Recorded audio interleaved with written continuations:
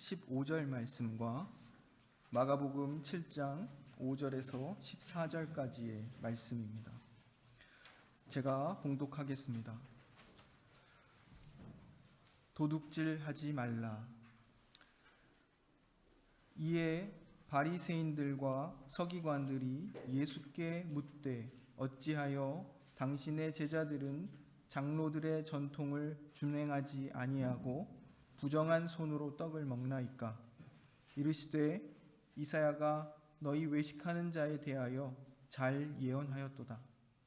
기록하였으되 이 백성이 입술로는 나를 공경하되 마음은 내게서 멀도다. 사람의 계명으로 교훈을 삼아 가르치니 나를 헛되이 경배하는도다 하였느니라. 너희가 하나님의 계명은 버리고 사람의 전통을 지키느니라. 또 이르시되 너희가 너희 전통을 지키려고 하나님의 계명을 잘 저버리는도다. 모세는 내 부모를 공경하라 하고 또 아버지나 어머니를 모욕하는 자는 죽임을 당하리라 하였거늘 너희는 이르되 사람이 아버지에게나 어머니에게나 말하기를 내가 드려 유익하게 할 것이 고르반 곧 하나님께 드림이 되었다고 하기만 하면 그만이라 하고 자기 아버지나 어머니에게 다시 아무것도 하여 드리기를 허락하지 아니하여 너희가 전한 전통으로 하나님의 말씀을 폐하며 또 이 같은 일을 많이 행하느니라 하시고 무리를 다시 불러 이르시되 너희는 다 내 말을 듣고 깨달으라. 아멘. 예, 저희가 어느새 이제 제 8계명의 해설에 이르렀습니다. 제 5계명부터 이웃과의 관계에서 하나님께서 우리에게 요구하시는 본분을 이제 살펴보고 있는데요. 사람과 사람 사이의 관계에서 이제 가장 먼저 요구되었던 부분이 부모 공경의 계명이었습니다. 이 계명을 통해서 이제 모든 윗사람 또 아랫사람 동료 관계에서 요구되는 그 관계적인 질서, 그 관계에서 어떻게 바르게 행해야 하는가 이것을 배울 수 있었습니다. 그리고 모든 관계에 있어서 최종적인 권위는 언제나 하나님께 있음을 우리가 기억해야 됩니다. 그러므로 우리가 그 모든 관계 속에서 서로에 대하여 이제 죽게 하듯 함으로써 이제 하나님 나라의 가치와 질서가 잘 드러내는 그런 삶을 살아야 한다. 이런 내용들을 우리가 이미 살펴보았습니다. 그 다음에 이제 6계명에서는 인간의 생명을 존중하는 것이 하나님의 뜻이라는 사실을 우리가 배웠습니다. 자신과 이제 타인의 생명과 인격을 존중하는 것이 이 또한 하나님 나라의 거룩한 사명을 이루는 길이다. 이것을 배웠습니다. 그리고 이제 지난 시간에 제 7계명을 통해서 이제 부부에 대해서 살펴봤는데요. 이제 가장 이제 기초적인 사회의 단위이죠. 이 부부가 이제 사랑과 책임을 다함으로써 이제 사회적인 안정과 질서를 이제 도모할 뿐만 아니라 이제 더 근원적으로는 이 부부의 관계가 그리스도와 교회의 관계를 담아내는 이제 독특한 관계라는 것이죠. 그래서 이 부부의 관계, 그리스도와 교회의 관계가 심겨져 있는 이 부부의 관계를 통해서 또한 하나님 나라의 거룩한 사명들을 이제 구현한다. 이런 사실들을 살펴봤습니다. 그리고 이제 오늘 8계명에 이르렀는데요. 도둑질하지 말라 이 말씀은 그냥 그 말 그 자체로 우리가 충분히 이해를 합니다. 그죠? 이해를 합니다. 하지만 이 도둑질이라는 것이 무엇인가, 하나님께서 말씀하시는 이것이 무엇인가를 좀 이렇게 좀 깊이 있게 한번 살펴보려고 합니다. 사람이 자기에게 속하지 않은 것, 그리고 자기 소유가 아닌 것을 이제 무단으로 자기 것으로 삼는다든지 또 그것을 자기 마음대로 사용해 버리는 것, 이것을 도둑질이라 이렇게 말할 수 있습니다. 그 소유라는 것은 그냥 단순히 물질적인 것뿐만 아니라 이제 무형의 재산들 또는 정신적인 보화들 지적 재산이라 이렇게 얘기할 수 있는 이런 것들도 다 포함됩니다. 그것에 도둑질 가운데 사실 가장 이제 무서운 것은 하나님의 것을 이제 하나님께 돌려야 할 것을 이제 자기가 유용하고 하나님께 돌리기를 거절하는 것, 이것 또한 이제 심각한 문제를 가진 도둑질이라 이렇게 할 수 있습니다. 또한 이제 도둑질이라는 죄는 이제 우리가 생각할 때 직접 다른 사람의 것을 이렇게 빼앗는 것, 이런 것을 이제 생각하는데 그것뿐만 아니라 남에게 돌아가야 할 것을 돌리지 않고 그것을 자기의 것으로 삼는다든지 자기 목적을 위해서 그것을 마음대로 사용하는 것, 이것을 다 포함하는 것입니다. 이 현대의 이제 죄들 보면 뭐 횡령, 배임 뭐 이런 것들 있잖아요. 그런 것들 다 포함되는 것이죠. 도둑질이라고 하면 이제 우리가 여러 번 말씀드렸지만 이제 다른 사람의 것을 빼앗는 것, 그래서 이제 적극적인 어떤 행위, 적극적인 수탈, 이런 것을 생각하는데요. 하지만 마땅히 주어야 할 것을 주지 않는 것, 소극적인 생략, 이것 또한 이제 도둑질에 포함된다는 것을 우리가 기억해야 합니다. 이 도둑질은 어디서부터 나오는가? 이것은 이제 마가복음 7장 21절로 이하의 그 말씀에 보면 예수님께서 이런 말씀을 하십니다. 속에서 곧 사람의 마음에서 나오는 것은 악한 생각, 음란, 도둑질, 살인, 간음, 탐욕, 악독, 속임, 음탕, 질투와 비방과 교만과 우매함이니 이 모든 악한 것이 다 속에서 나와서 사람을 더럽히느니라, 이런 말씀을 하십니다. 이제 당대의 유대인들은 이제 정결례가 있습니다. 그래서 정결하게 또 자기 자신을 거룩하게 하기 위해서 손을 닦고 그릇을 닦고 뭐 하는 이런 정결례가 있었는데 예수님께서 그것에 대하여서 말씀하시기를 실상 사람을 더럽게 하는 것은 그 안에서부터 사람의 마음으로부터 나오는 것이다, 이런 말씀을 하시면서 그 악한 것들 가운데 하나가 이제 말씀드린 것처럼 도둑질, 이 말들이 나오고 있습니다. 그래서 그 기원이 우리의 죄악된 본성으로부터 나온다, 이 말씀을 드리는 겁니다. 현대에 이르러서 이제 어떤 무형의 재산이죠. 그 중에 예를 들면 어떤 지적 재산권 같은 것을 말할 수 있는데 그것에 대한 인식이 이제 커졌습니다.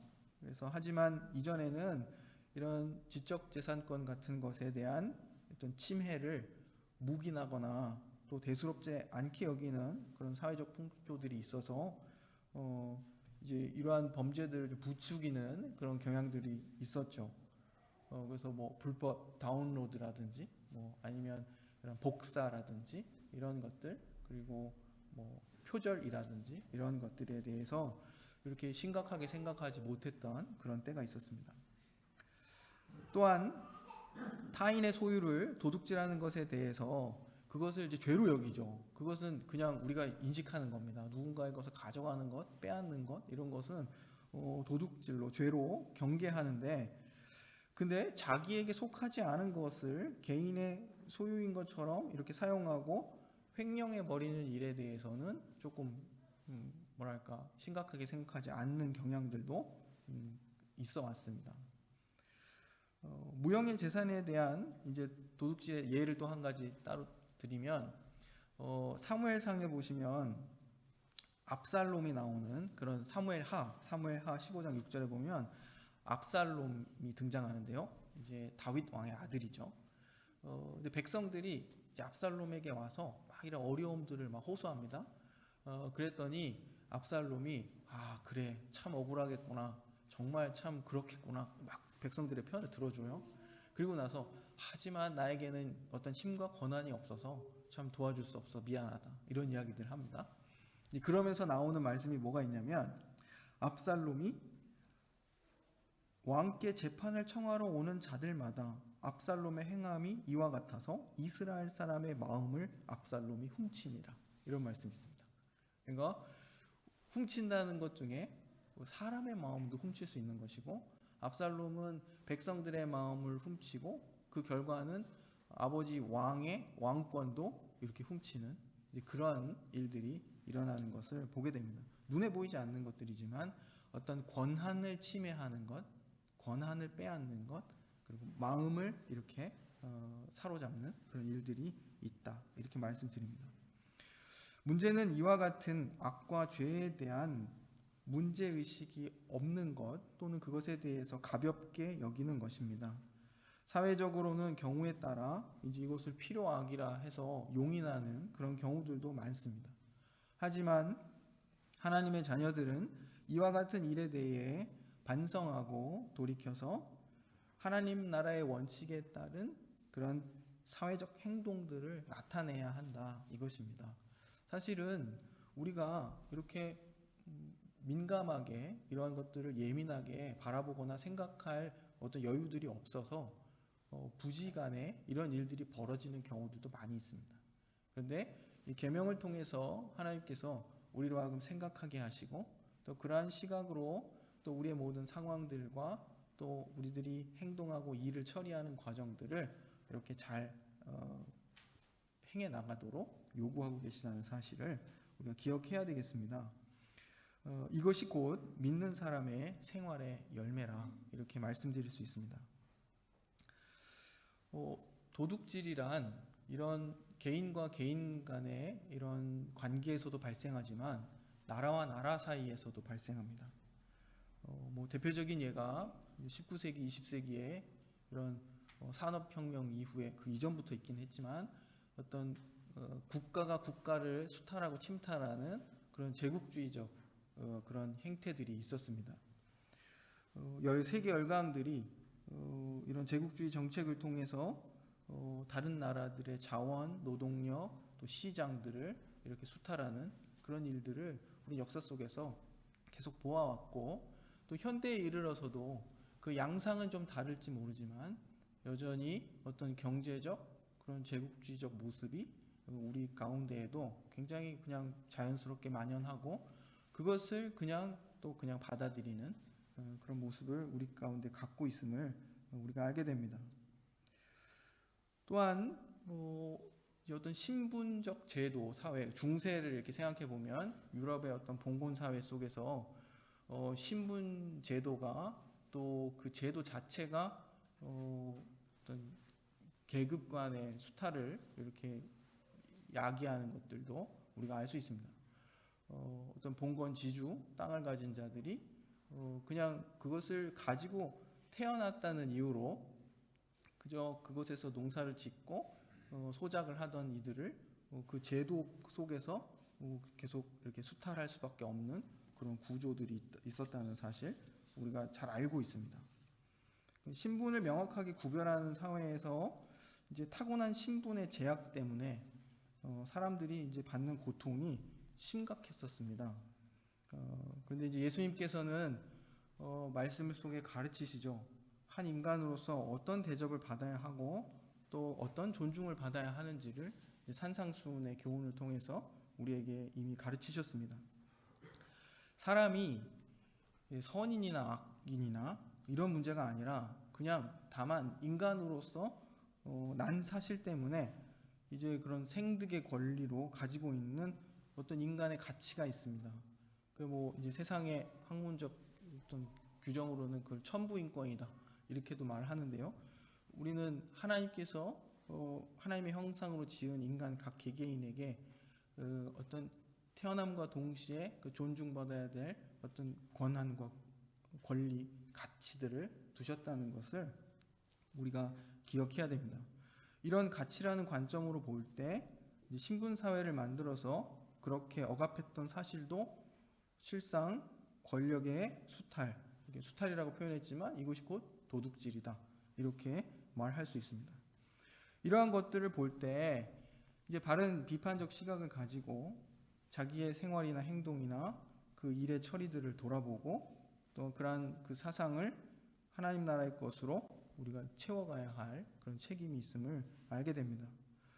이러한 것들이 하나님 나라가 땅 위에 존재하면서 그 영광을 발휘하는 중요한 요소들입니다. 어, 인간의 타락과 동시에 이 땅 가운데 그 죄악된 본성을 가진 인간들이 세운 제도와 질서들이 어쩔 수 없이 가지고 오는 이러한 뭐랄까 악한 구조들, 이런 것들 가운데서 나타나는 오늘 제8계명과 관련해서는 도둑질이라 표현할 수 있는 그런 수탈들이 늘 있는데, 이것에 대한 우리가 정당한 어떤 생각과 반응을 가지고 우리의 하나님 나라적 어떤 거룩한 사명들을 생각하며 우리의 삶을 살아내는 것, 이것이 굉장히 중요한 일이다, 이렇게 말씀드리는 겁니다. 우리가 바르게 생각하고 바르게 행동할 때에 비로소 하나님께서 영광을 받으신다는 사실을 기억해야 됩니다. 말로만 우리가 하나님 나라의 통치와 어떤 그 나라를 외칠 것이 아니라 우리의 생각이나 정신이나 우리의 생활 또 인간됨이 하나님 나라적인 것들로서 이렇게 채워지고 또 드러나야 한다는 사실을 말씀드리는 것입니다. 우리가 함께 읽은 마가복음 오늘 그 본문 말씀은요, 고르반 제도, 고르반 서원 제도에 대해서 예수님께서 비판하시는 그런 내용입니다. 이것을 통해서 또 도둑질하지 말라 하신 이 계명과 어떤 관계가 있는지를 우리가 좀 보려고 합니다. 예수님께서 당대에 이렇게 있었던 고르반 서원 제도를 예를 들어서 그 바리새인들의 위선을 폭로하십니다. 우리가 읽은 마가복음 본문에 나오는 고르반이라는 것은 하나님께 바쳐진 헌물을 가리키는 것입니다. 그러니까 하나님께 드려진 헌물, 그러니까 하나님께 드림이 되었다. 오늘 본문엔 그렇게 되어 있죠. 자신의 소유를 이제 고르반한다 이렇게 말하는데, 자신이 가진 소유를 고르반하게 되면 이것이 하나님께 드려진 헌물이라는 거죠. 그렇게 규정하면 이제는 하나님께 드려진 것이기 때문에 다른 사람이 사용할 수 없게 되는 것입니다. 그것을 우리가 읽은 11절, 12절 말씀이 그렇게 기록하고 있습니다. 그런데 바리새인들은 이 서원 제도를 부모 공경의 의무를 회피하기 위해 사용했다, 이렇게 말하고 있습니다. 아마도 그들은 부모보다 하나님이 더 중요하다,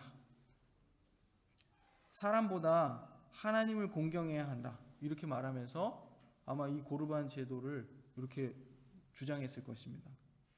그러나 예수님께서는 이것이 바로 바리새인들의 전통으로 하나님의 말씀을 폐하는 그런 예라, 이렇게 지적하고 계십니다.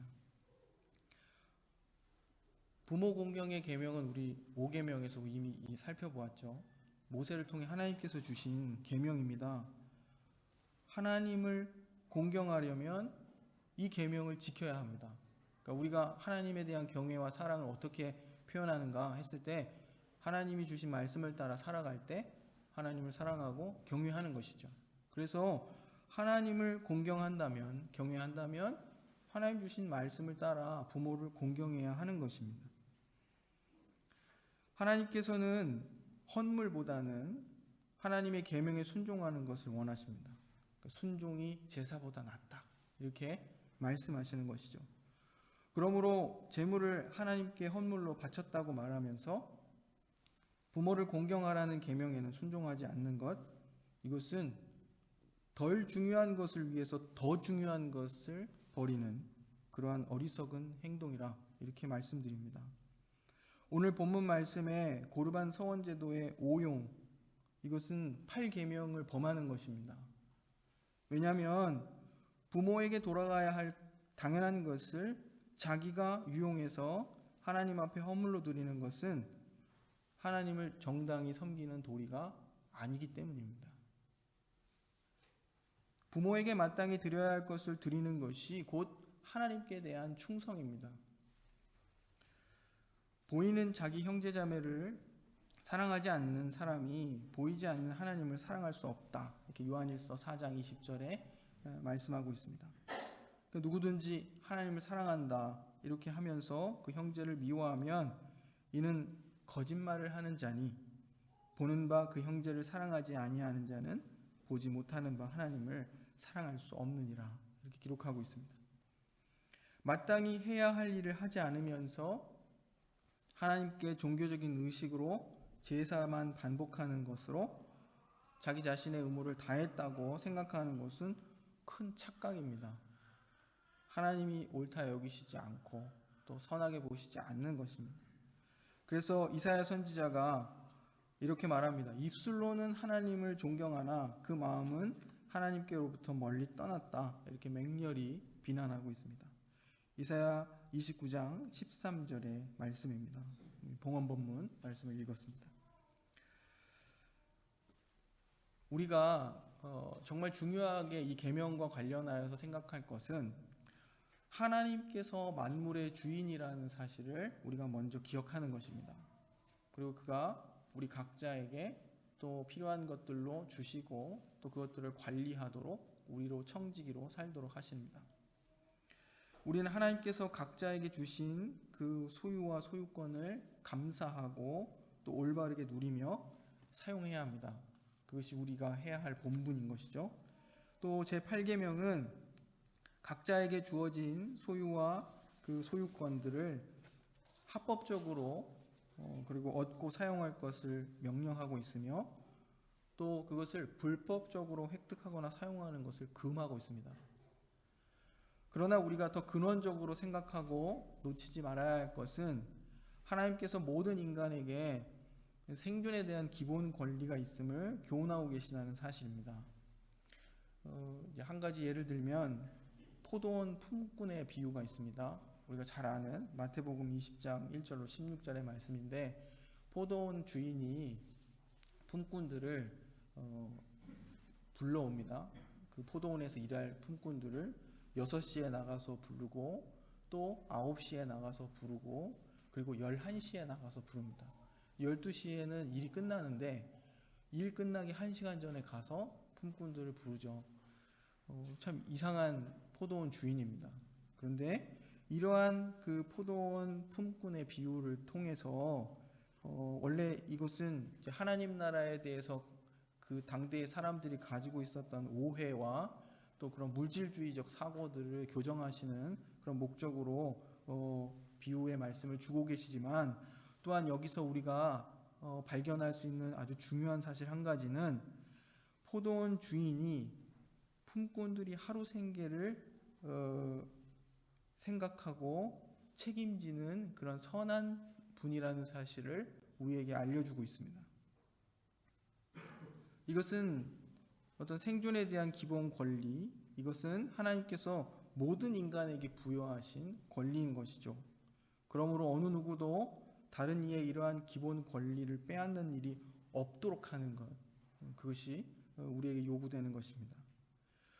도둑질하지 말라 하신 명령 속에 이와 같은 이런 하나님 나라의 거룩한 원칙들이 담겨 있음을 기억하고 이 말씀을 이제 어디에 적용하냐면 가장 우선 적용할 것은 교회와 형제들 가운데 적용하고 시행하는 것입니다. 교회가 이러한 원칙과 사상을 삶으로 가질 때 우리 사회가 어떤 당장의 변화를 기대할 수 없는 수준이라 할지라도 교회는 끝내 하나님 나라의 그 가치와 어떤 원칙들을 따라 믿음의 길을 걸으며 우리 사회의 어떤 성숙한 변화의 시기를 성숙과 변화에 대한 변화가 올 것을 우리가 기대하며 인내하며 이제 기다릴 수 있어야 하는 것입니다. 예를 들면 초대교회가 그 당대의 노예제도를 타파하려고 노력하지 않은 것은 이제 그 제도가 괜찮다고 용인하는 것이 아닙니다. 교회는 그 제도를 넘어서서 살아간 것입니다. 제가 여러 번 말씀을 드렸죠. 하지만 그 사회가 변화하고 성숙하는 시기까지 교회가 인내하는 그런 모습이 필요한 것이죠. 이러한 신분적 제도의 철폐는 최근에 와서야 이루어지는 것 아니겠습니까? 그런데 그 역사 속에 교회는 그러한 이 사회적 구조를 훨씬 넘어서서 하나님 나라의 공동체를 이루어 살고자 애썼다는 것입니다. 모두가 그것에 다 성실히 복무하고 충성하고 성공해내지 못했을지라도 하지만 교회는 끊임없이 이 땅의 질서를 훨씬 뛰어넘는 하나님 나라의 가치와 질서를 따라 살아감으로써 이 사회의 지속적 변화에 영향을 주어왔다는 사실을 우리가 기억해야 하겠습니다. 도둑질하지 말라 명하신 계명 속에 다른 이의 소유와 권리를 침해하지 않아야 한다는 사실이 담겨 있음을 우리가 확인했습니다. 또한 자신과 타인의 소유와 권리를 모든 합법적 노력을 다해서 증진시킬 책임도 있다는 사실이 또 이 계명 안에 담겨 있음을 확인했습니다. 그래서 우리가 어떤 고용당한 사람의 입장에서 일을 한다면 열심히 일해야 되는 것이에요. 그래서 일해서 나를 고용한 사람의 어떤 그 소유와 이익과 이런 것들을 증진시키기 위해 노력할 책임도 있다는 사실입니다. 누군가의 것을 침해하지 않아야 하는 그런 책임도 있고 이런 것들이 있습니다. 그리고 하나님께서 모든 인간에게 부여하신 어떤 생존에 대한 기본 권리가 있다는 사실도 우리가 확인했습니다. 이 하나님의 계명에 미치지 못하고 혹 불순종하고 있는 우리의 사상과 삶의 태도는 없는지 우리가 돌아보고 회개하며 돌이킬 수 있어야 하겠습니다. 그리고 그렇게 해서 우리가 하나님께 영광이 되는 삶을 살아내게 되기를 소망합니다. 기도하겠습니다. 사랑의 하나님,